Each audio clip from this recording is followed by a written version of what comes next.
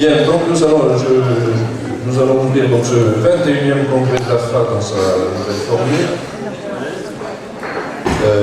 Et je salue tous les congressistes, et en particulier pour une des premières fois, je suis étonné de voir autant de têtes nouvelles, et puis de vous voir aussi nombreux. Donc on vous remercie en est content que vous puissiez participer aux travaux de l'AFA et à ces congrès.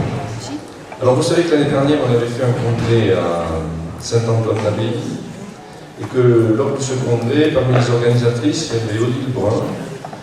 Et Odile Brun, pour ceux qui s'en souviennent, elle jouait du saxo. Et elle est décédée dans le courant de l'année assez rapidement. Et donc, je vous demande d'avoir une pensée pour elle, qui avait participé donc à l'organisation de ce congrès de Saint-Antoine sur le Yang Ming, lumière du Yang.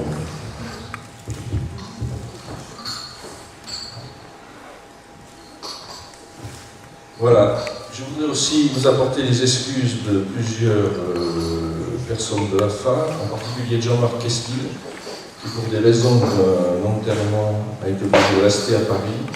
Et malgré toutes les combines qu'il a pu faire, il était absolument impossible de venir à ce congrès. Et je vous apporte aussi les excuses de Gérard Archange, qui a eu une fracture du poignet, qui donc ne peut plus venir masser. Et puis aussi celle de Jean-Marc Essalé, qui nous a appelé hier, ou avant-hier, pour nous dire qu'il n'était pas en insuffisante santé pour venir. Voilà, ceci dit, ça ne changera rien, puisque le topo de Jean-Marc Essalé sera lu par Christian Galis, et que le travail de Jean-Marc est fait avec le groupe de Bordeaux, et en particulier avec Didier Meunier et Catherine Meunier.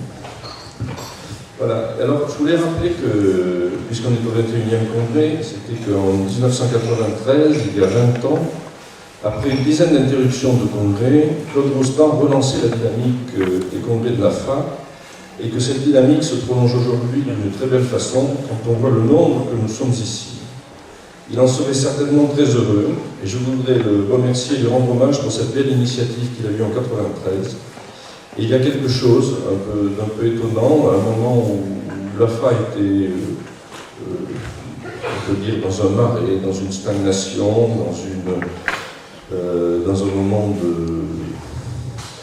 un peu triste, hein, où elle paraissait morte, et qu'elle renaisse de cette façon aussi extraordinaire, pour voir ce qu'on voit aujourd'hui. Alors j'ai donné une étymologie à Chi l'extraordinaire. Vous avez au-dessus le caractère du grand, et en dessous, vous avez un caractère qui signifie il est possible que, comment, etc. Alors, ce n'est pas l'étymologie officielle, mais on pourrait dire que Chi, c'est aussi la possibilité du grand, et que nous vivons à travers l'AFA quelque chose de grand. Hein, on se relie à quelque chose qui nous dépasse, et qui est cette acupuncture. C'est une belle histoire qui dure, et dont la permanence est exprimée par le caractère Rang, qui est le 32e des 64 hexagrammes, formé du trigramme du tonnerre et du trigramme du vent, qui signifie une douce pénétration au moment où l'on progresse insensiblement sans aucune violence. Cette douce pénétration est celle du travail qu'accomplissent tous les membres de l'AFA, qui par son approche, sa pratique, ses recherches, véhiculent l'esprit de la tradition chinoise.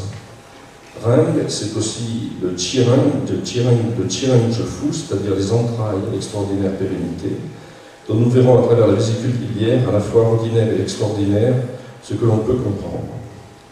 Qirang, extraordinaire et permanent, on en a parlé ce matin, est aussi une méthode diagnostique pour déterminer l'évolution de la maladie, qui se fait en fonction ou non des cycles saisonniers.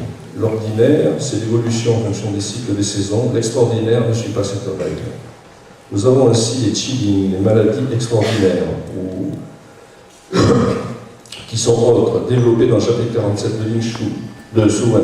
Les Qixiers, les pervers extraordinaires qui siègent dans les lots, et dont le traitement consiste à la piqûre mieux, qui fait référence au chapitre 63 de Suwen. Vous avez les Qi-sués, les points extraordinaires, c'est-à-dire qui n'appartiennent pas aux 14 méridiens, qui sont les points hors méridiens. Le caractère Qi extraordinaire comprend le sens de ce qui ne suit pas le cours ordinaire ou régulier de la vie, soit que ce cours soit perverti, comme c'est le cas de façon étrange, comme c'est le cas avec les pervers extraordinaires, soit qu'ils prennent des chemins qui ouvrent l'homme sur une autre réalité, comme c'est le cas avec les méridiens et les entrailles extraordinaires ou curieuses. Cet extraordinaire sera abordé dans ce congrès à travers les îlots de lumière, la musique, les plantes, les méridiens et les entrailles, le souffle, les points de ligne qui manifestent le merveilleux, les 8 extraordinaires du Yiking, la gestuelle, le massage et l'extraordinaire de la nature. Il y a l'ordinaire, le menu de tous les jours, et les jours de fête où le merveilleux fait son apparition, c'est Chi, l'extraordinaire. Le travail quotidien du cabinet, les jours qui se suivent et se ressemblent, c'est ordinaire. Mais le congrès de la fin, ça, c'est l'ordre du commun, surtout à Belle-Île.